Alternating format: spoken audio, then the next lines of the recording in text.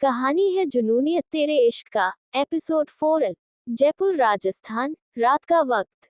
धूप की बात सुन रूहानी हैरानी से देखने लगी। वो धीरे से बोली, तुम्हें कैसे पता चला कि मैं हूँ? धूप अपनी भौहें चढ़ाते हुए बोला, क्या लगता है तुम्हें कि हर मामूली इंसान ऐसी ही पावर्स यूज करेगा और मुझे परेशान करेगा? ध्रुव रायचंद ने ये हक कुछ लोगों के पास ही है, और उनमें रूहानी रायचंद भी शामिल है। रूहानी मुस्कुराते हुए बोली, अब मुझे शामिल करना तो बनता है ना। आई मीन 100 साल बाद अपने भाई को देख रही हो, तो कुछ तो करूंगी ना मैं। बोलते हुए उसके फेस पर बड़ी सी स्माइल आ गई थी। ध्रुव ने कुछ पल रूहानी को देखा और फिर उसे खुद से दूर करते हुए उससे बोला, यहाँ पर नहीं आना चाहिए था। तुम्हारे डैड की जान बुरा मान जाएगी। बोलकर ध्रुव अंदर चला गया। रूहानी अंदर कदम रखने वाली थी कि तभी ध्रुव ने मुड़कर उसे देखा और धूप की नजरों को देखते ही रूहानी एकदम से रुक गई और फिर वो उसे देखने लगी। ध्रुव ने कुछ पल रूहानी की आंखों में देखा और फिर अगले ही पल उसने एक चुटकी बजाई। उसके ऐसा करते ही गेट पर एक इनविजिबल लेयर खत्म हो गई और फिर उसने रूहानी को अंदर आने का इशारा किया। रूहानी मुस्कुराते हुए अंदर आ गई। रूहानी ध्रुव के पास जाते हुए उससे बोली, तुम्हें मेरी बिल्कुल याद नहीं आई? ये सुनते ही ध्रुव ने एकदम से रूहानी को देखा और उससे बोला, नहीं आई। तुम्हें याद करके क्या करूंगा मैं? तुम खुश थी ना तुम्हारे डैड और उनकी जान के साथ? रूहानी धीरे से बोली, उनकी जान तुम्हारी भी कुछ लगती है, और मेरी भी। वो कुछ है मोम है वो मेरी और तुम्हारी।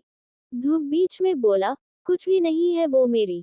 वो सिर्फ और सिर्फ हेल किंग की जान है, हेल क्वीन है। इससे ज्यादा कुछ नहीं है। बोलकर ध्रुव सीधे बार काउंटर की तरफ बढ़ गया। रूहानी अचानक से बोली, तुम शराब पीते हो? सच? ध्रुव एकदम से रुका और फिर उसने मुड़कर रूहानी को देखा और उससे बोला, क्योंकि मैं पी सकता हूँ। रूहानी इंसान है, खाना पीना खाया जा सकता है, पिया जा सकता है। हमें इंसानों की दुनिया में रहना है। उद्धरण चिन्ह। तो नॉर्मल तरीके से रहना पड़ेगा। इसके लिए ये चीज नॉर्मल है। हालांकि मेरे बाहर का आधा एरिया सिर्फ और सिर्फ ब्लू बोतल से भरा पड़ा है। उद्धरण चिन्ह। ये सुनते ही रूहानी की आंखें एकदम से बड़ी हो गई और फिर वो पूरे बार एरिया को देखने लगी थी। रूहानी ने कुछ पल बार एरिया की तरफ देखा और फिर वो ध्रुव की तरफ बढ़ते हुए उससे बोली, तुम ये नहीं जानना चाहते कि मैं तुमसे मिलने कैसे आई? तुम ये नहीं जानना चाहते कि मुझे यहाँ के बारे में पता कैसे चला? पर ध्रुव बीच में ही बोला, मुझे जानने की जरूरत नहीं है। तुम तुम्हारे डैड की जान की बेटी हो, तो ऑफकोर्स पता लगा सकती हो। और तुम मुझसे जुड़ी हुई हो। हम दोनों के अंदर एक ही खून है, मतलब मेरे अंदर तो अब अलग हो चुका है, बट कुछ तो सेम है ना। तुम्हारे और मेरे दिमाग दोनों एक साथ जुड़े हुए हैं। ये बात मैं नहीं भूला। बोलते हुए ध्रुव ने अपने लिए ग्लास में ड्रिंक निकाली और फिर वो अपनी ड्रिंक एंजॉय करने लगा। रूहानी ध्रुव के सामने बैठकर उससे बोली, तुमने जो कसम खाई थी, वो कसम पूरी हो गई। तुमने कहा था कि जब तक वो खुद तुम्हारे पास नहीं आती, तुम उस खंडहर मतलब हमारे उस पुराने महल से नहीं निकलोगे। पर तुम निकले। वो आ चुकी है क्योंकि मैंने देखा उसे कैसी दिखती है। वो उसका नाम वही है क्या? मतलब वो? ध्रुव बीच में बोला, कितने सवाल करती हो रूहानी। हद से ज्यादा सवाल करना सेहत के लिए अच्छा नहीं होता। काम सोचा करो। रूहानी धीरे से बोली, मुझे चुप करा लो सब, तुम भी चुप करा लो। माम भी चुप करा देती है। डैड भी चुप करा देती है। सब चुप कर लो। कोई मेरी बातों की वैल्यू नहीं करता। छोटी नहीं हूँ मैं, ओके आई नो। बट इस दुनिया में आए हुए मुझे भी 100 साल हो चुके हैं, ओके उससे ऊपर हो चुका है। मैं तुमसे सिर्फ 3 साल छोटी हूँ, लेकिन फिर भी मुझे ट्रीट ऐसे किया जाता है जैसे मैं बच्ची हूँ। तुम क्यों मुझे छोड़कर? बोलते हुए अचानक से रूहानी की आंखें नम हो चुकी थी। वही उसकी आवाज सुनते ही ध्रुव एकदम से रुका और उसने रूहानी की आंखों की तरफ देखा। ध्रुव ने बिना कुछ बोले रूहानी की तरफ अपना हाथ बढ़ा दिया। रूहानी ने झट से ध्रुव का हाथ थामा और फिर वो उसके पास चली गई। ध्रुव रूहानी के सर से अपना सर जोड़ते हुए धीरे से बोला, दर्द हो रहा है इसलिए चला गया। बहुत दर्द हो रहा है रूहानी, तुम नहीं समझोगे। कोई नहीं समझता, ना वो समझ सकती है जो खुद मेरा दिल है, न तुम्हारे डैड की जान तक नहीं, न ही तुम्हारे डैड, कोई भी नहीं समझ सकता। जब मुझे कोई नहीं समझ सकता, तो मैं क्यों रहूं किसी के साथ? रूहानी अपने पलके झपकाते हुए बोली, मैं समझती हूँ ना। तुम्हें पता है, मैं कितना मिस किया तुम्हें। हर रोज देखती थी कि कब वो दिन आएगा जब तुम बाहर आओगे। तुम बाहर आए और तुमने मुझे एक बार भी बताना जरूरी नहीं समझा। तुमने बोला ना, हमारे दिमाग आपस में जुड़े हैं, तो मुझे मन की थरू बता सकते थे ना कि तुम आ चुके हो। ध्रुव उसके गाल पर हाथ रखते हुए उससे बोला, मैं तुमसे मिलना नहीं चाहता था। इसका बहुत सिंपल सा रीजन है रूहानी, बहुत सिंपल। उद्धरण चिन्ह बोलकर ध्रुव ने रूहानी को अपने सीने से लगा लिया और फिर उसके सर पर अपनी चीन रखकर वो बिना किसी भाव के सामने देखने लगा। रूहानी अचानक से बोली, मॉम और डैड को भी तुम्हारी याद आती है। मुझे ऐसा लगता है कि डैड तुमसे मिले होंगे, मॉम नहीं मिलेंगे, बट उन्हें भी तुम्हारी याद आती है। वे बोलेंगे नहीं। ध्रुव अचानक से बेहद सर्द आवाज में बोला, न बोले तो ही अच्छा है। वो याद करेंगे तो भी कौन सा किया काम, गुजरा हुआ वक्त बदल जाएगा। रूहानी अचानक से बोली, तुम वापस आ गए हो, तो वो भी वापस आएगा ना। बोलते हुए वो धूप से लेग हुई और अपनी आंखों में चमक लिए उसे देखने लगी। ध्रुव हल्का सा मुस्कुराकर बोला, बहुत जल्दी है तुम उससे मिलेगी। उद्धरण चिन्ह रूहानी मुस्कुराते हुए बोली, तुमने मोहब्बत की थी तो मोहब्बत तो मैं भी की। तुमने दीवानी की दिखाए, मैं इंतजार दिखाया है और आज भी इंतजार कर रही हूँ कि अगर तुम आए हो तो वो भी आएगा, मेरा जैद भी आएगा।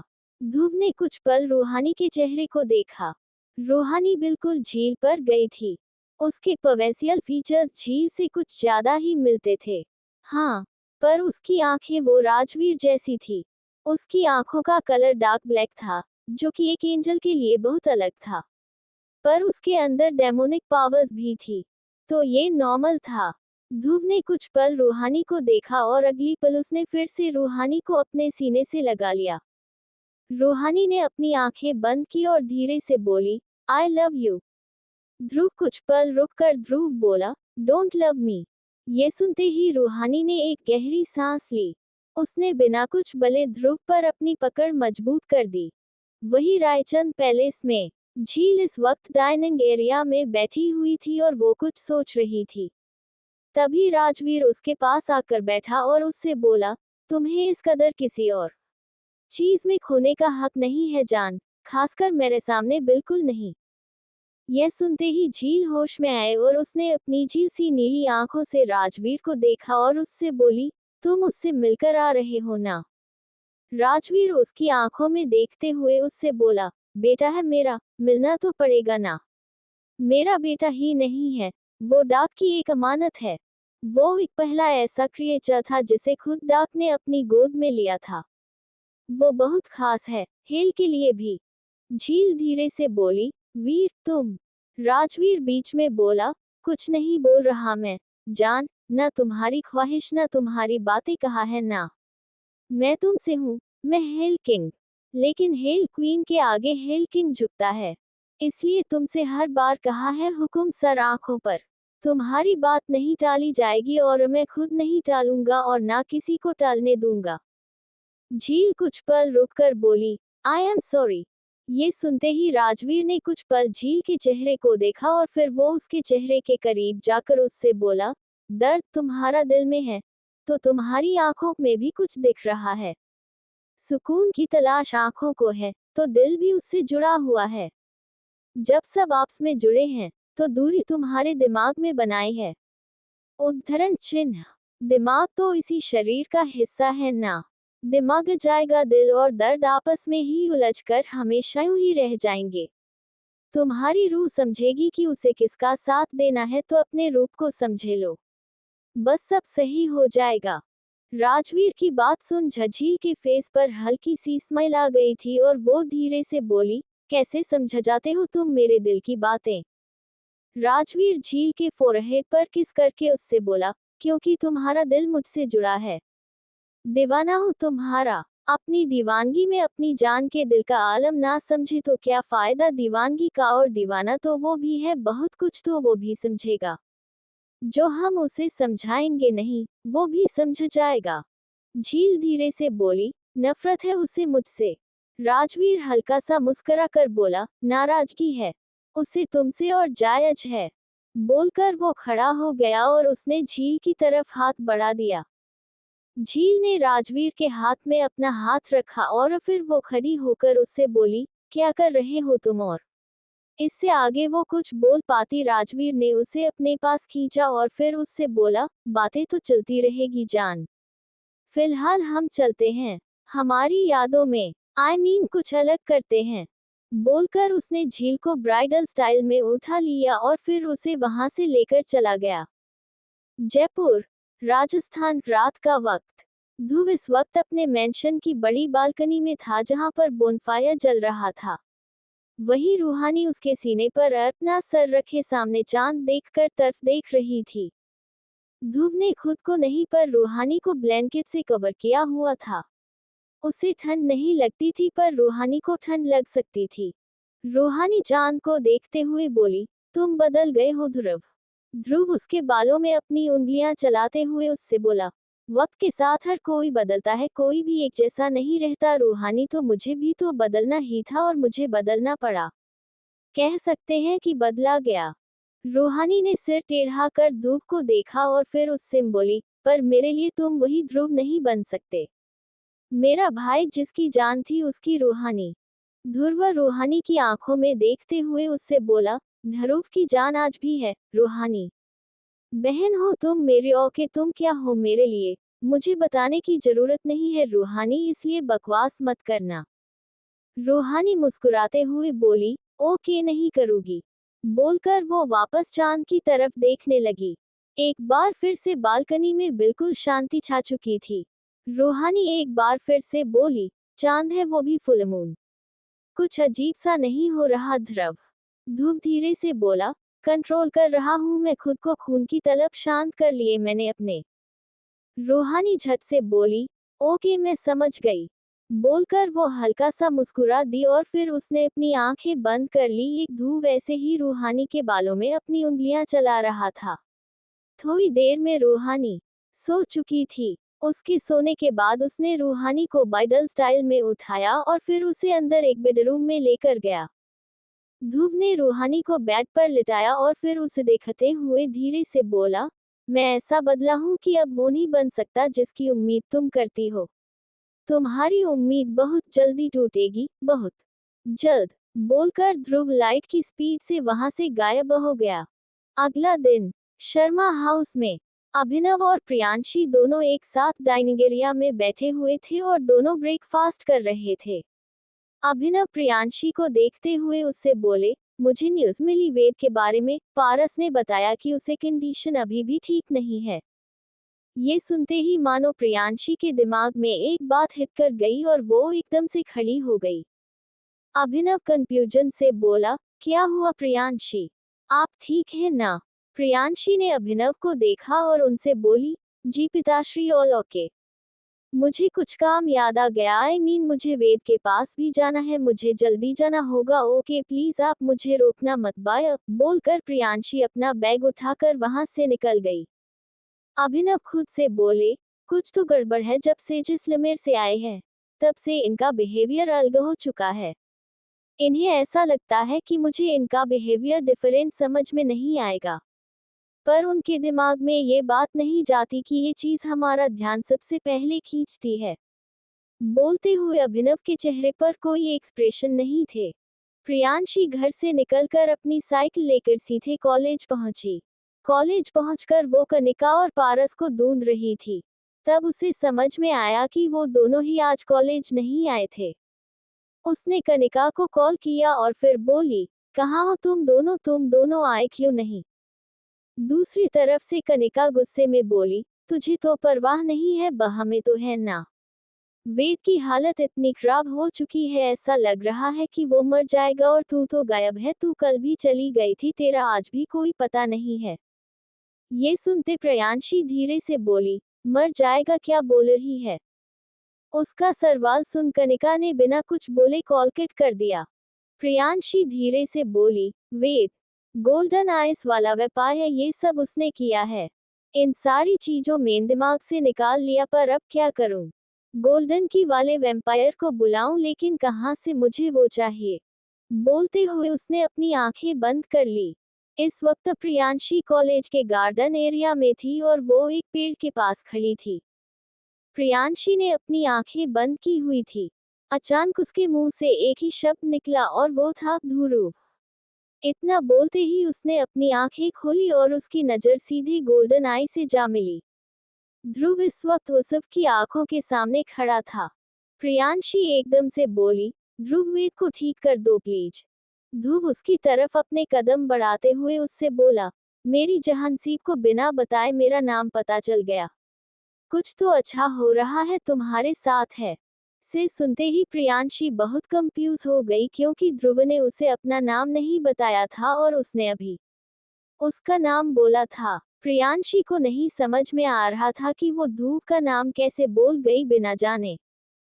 प्रियांशी इन सारी चीजों को साइड करते हुए ध्रुव से बोली, ये सारी चीज बाद में देखेंगे ध्रुव, प्लीज वेद को ठीक कर दो।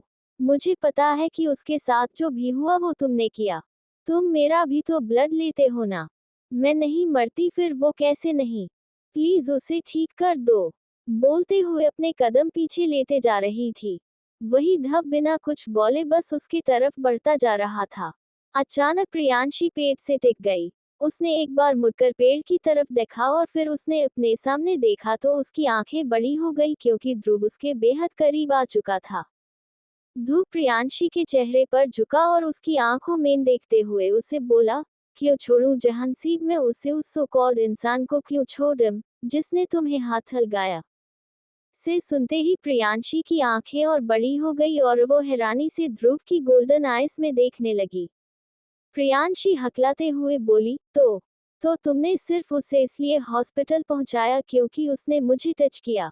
तुम्हारा दिमाग खराब है ध्रुव। एविल स्माइल करते हुए ध्रुव ने बोला, दिमाग क्या? मैं तो खुद पूरा का पूरा खराब हूँ। ये सुनते ही प्रियांशी एकदम से फ्रीज हो गई और वो धीरे से बोली, बहुत बुरे हो तुम। ध्रुव वैसे ही इविल स्माइल करते हुए बोला, हृद से ज्यादा बुरा। अगर मेरी बुराई देखने जाओगी तो तुम अपनी अच्छाई भूल जाओगी जहांसीब, नहीं देख पाओगी। तो जो हो रहा है होने दो। जिसे मरना है वो मारेगा, है ना? प्रियांशी ने एकदम से ध्रुव का कॉलर पकड़ा और उससे बोली, नहीं, प्लीज डोंट किल हिम। मत मारो उसे। एक लिस्ट मेरे लिए प्लीज।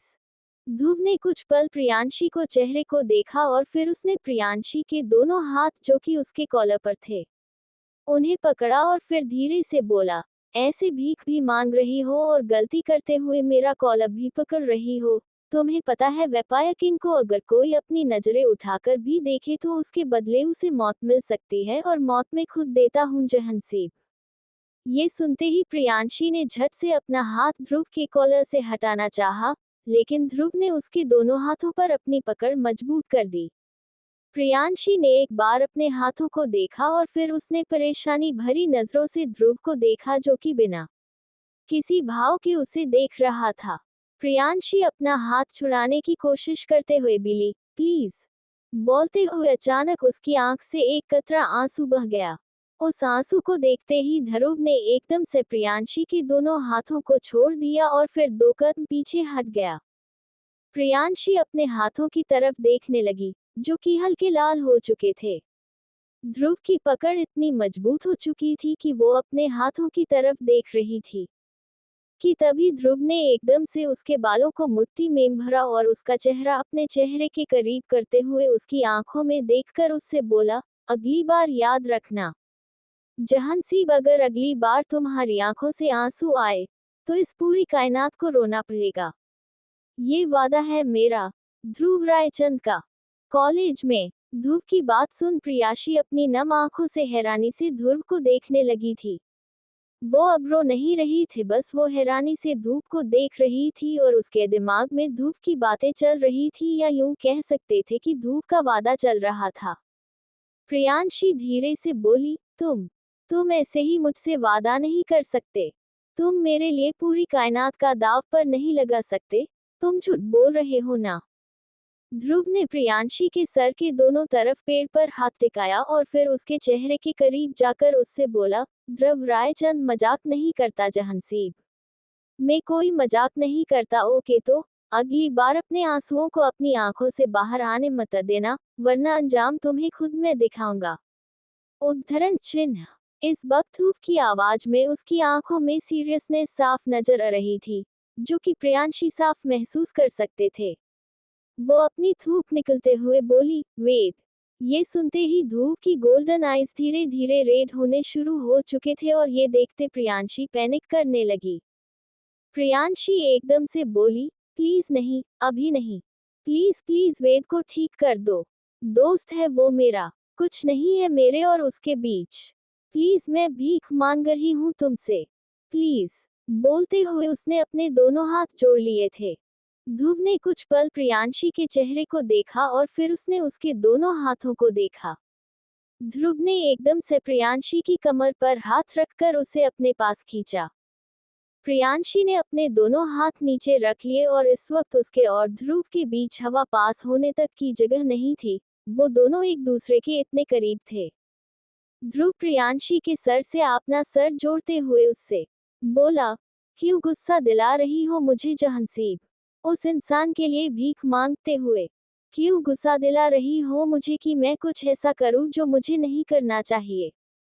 तुम चाहती हो कि मैं उसे जान से मार दूं? ये सुनती प्रियांशी ने बिना कुछ बोले बस ना मैन सर हिला दिया।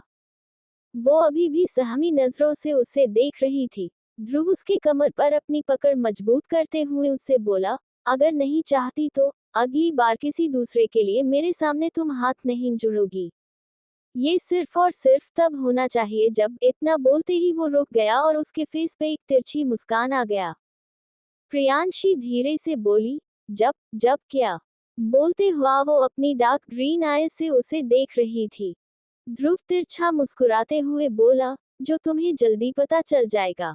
बोलते हुए उसके नजरें प्रियांशी की आंखों से होते हुए उसके होठों की तरफ गई और उसने वापस प्रियांशी की आंखों की तरफ देखा। प्रियांशी धीरे से बोली, जीने दो ना उसे। जो भी किया है ठीक कर दो, मैं उससे दूर रहूंगी। पक्का मैं भी उसके पास नहीं जाऊंगी। बस उसे छोड़ दो।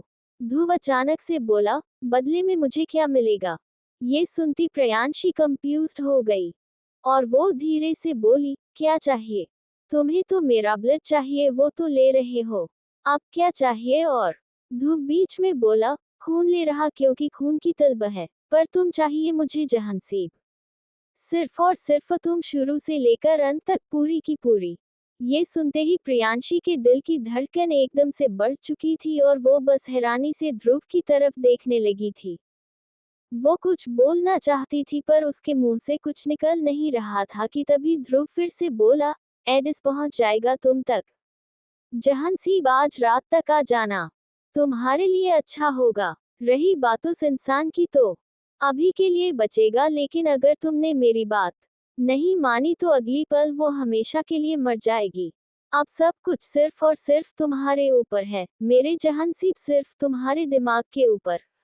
बोलकर उसने प्रियांशी के फोरहेड पर किस किया और फिर उसे छोड़कर वहां से चला गया। प्रियांशी अभी भी अपनी जगह पर खड़ी थी। उसने एक बार मुड़कर ध्रुव को देखा जो कि वहां से जा रहा था और वो इंसान ही स्पीड से जा रहा था, क्योंकि वो यहाँ पर कुछ नहीं कर सकता था। वहीं उसने अपनी नजरों से चारों तरफ घुमाए, कुछ लोग आसपास थे जो कि उसे देख रहे थे। ये देखते ही वो तुरंत वहां से चली गई। वहीं दूसरी तरफ रायचंद पैलेस में रूहानी इस वक्त अपने बेडरूम में थी और वो ड्रेसिंग टेबल के सामने खड़ी होकर रेडी हो रही थी कि तभी झील अंदर आए और उससे बोली, कहाँ थी तुम कल पूरे दिन और पूरी रात? ये सुनते ही रूहानी ने मुड़कर झील को देखा और फिर उससे बोली, अपने भाई के साथ थी। कोई प्रॉब्लम? झील कुछ पल रुककर बोली, कोई प्रॉब्लम नहीं है, पर ऐसा अकेले बिना बताए जाने की क्या जरूरत थी? बता कर भी जा सकती थी ना। रूहानी, अगर मुझे वीर नहीं बताता तो फिर मुझे तो पता ही नहीं चलता कि तुम कहाँ पर हो। उद्धरण चिन्ह।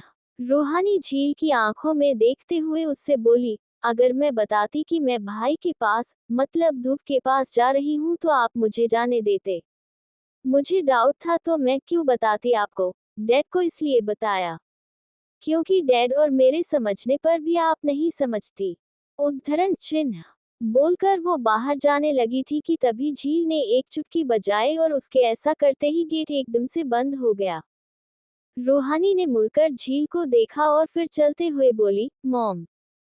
झील ने रूहानी को देखा और फिर बिना किसी भाव की बोली, नो मॉम, यहाँ पर ये सब नहीं चलेगा। ओके, तुम जहाँ भी जाओगे मुझे बात कर जाओगे। अगर बिना बताए जाने की कोशिश की तो तुम्हारा बाहर आना जाना खुद मैं बंद करूंगी। और तुम्हें पता है कि मैं कैसे करूंगी। रूहानी धीरे से बोली, पर ये कोई बात नहीं होती। मैं तो बस ऐसे ही गई थी। अब आप इस बात को लेकर मुझे डांटोगी। झील गहरी सांस लेकर बोली, डांट नहीं रही रूहानी, बस बोल रही हूँ कि जहाँ भी जाओ बात कर जाओ। पावर होने का मतलब ये नहीं है कि तुम कहीं भी निकल जाओगी। नेक्स्ट टाइम इस बात को अपने दिमाग से मत निकलना। और एक बात, नूर और अंगद 1 घंटे के अंदर आने वाले हैं, दक्षिण भी उनके साथ है। और इतना बोलते वो रुक गई। रूहानी एकदम से बोली, जैद भी आएगा ना मॉम। बोलते हुए उसकी आंखों में एक्साइटमेंट साफ नजर आ रही थी। रूहानी का ऐसा रिएक्शन देख झील के फेस पर हल्की सी स्माइल आ गई और वो उससे बोली, हाँ वो भी आ रहा है। ये सुनते रूहानी ने एकदम से आग बढ़कर झील को हग कर लिया और फिर मुस्कुराते हुए बोली, आई एम वेरी एक्साइटेड। इतने दिनों बाद मैं जैद से मिलूंगी। रूहानी झील से अलग होकर उससे बोली, बहुत वेट किया है मैंने उससे मिलने के लिए। अब फाइनली वो आ रहा है, कहीं नहीं जाने दूंगा उसे। झील मुस्कुराते हुए बोली, मत जाने देना बट उसके बातें भी सुन लेना। फिलहाल मैं जा रही हूँ, मेरी बहन आ रही है और वो भी बहुत सालों बाद। मुझे उसके साथ टाइम स्पेंड करना है। तो मैं जा रही हूँ और एक बात जो बोला है उसका ध्यान रखना। बोलकर झील वहां से चली गई। उसके जाते ही रूहानी बेड पर बैठ गई और फिर खुद से बोली, तुम्हारा ही तो इंतजार है जैद। उद्धरण चिन्ह। वही प्रियांशी वेद से मिलने के लिए अस्पताल भी गई थी, जहां पर कनिका और पारस भी थे। कनिका प्रियांशी से बात नहीं कर रही थी, पर पारस ने उससे बात कर ली थी और उसने उसे बता दिया था कि वेद अचानक से नॉर्मल हो चुका था। ये बात जानते ही प्रियांशी ने एक राहत की सांस ली थी। वो पूरे दिन हॉस्पिटल में रही और रात होते ही अचानक उसके फोन पर एक नोटिफिकेशन आ गया। प्रियांशी इस वक्त बाहर कॉरिडोर में थी। उसने अपना फोन चेक किया, जिस पर एक एड्रेस था। वो एड्रेस देखते हुए धीरे से बोली, गोल्डन आई वाला वैम्पायर, वो धूप। मुझे जाना पड़ेगा। बोलते हुए उसने लाचारी से अपनी आंखें बंद कर ली और थोड़ी देर बाद वो वहां से निकल गई। करीब आधे घंटे बाद प्रियांशी ध्रुव के पैलेस के बाहर थी। उसने आगे बढ़कर लोहे का गेट खोला और फिर वो गार्डन को क्रॉस करते हुए मेन गेट की तरफ चली गई। मेन गेट के पास पहुंचते ही वो एकदम से रुकी, क्योंकि उसके दिमाग में चल रहा था कि उसे वापस ले जाना चाहिए, पर उसका दिल उसे अंदर जाने के लिए मजबूर कर रहा था। प्रियांशी ने जैसे ही उस गेट पर हाथ रखा वो गेट एकदम से खुल गया। अगले एपिसोड जानने के लिए हमारे प्रतिमा स्टोरी के साथ बने रहिए। दोस्तों, अगर आपको हमारी स्टोरी पसंद आए तो please subscribe and like. Thank you.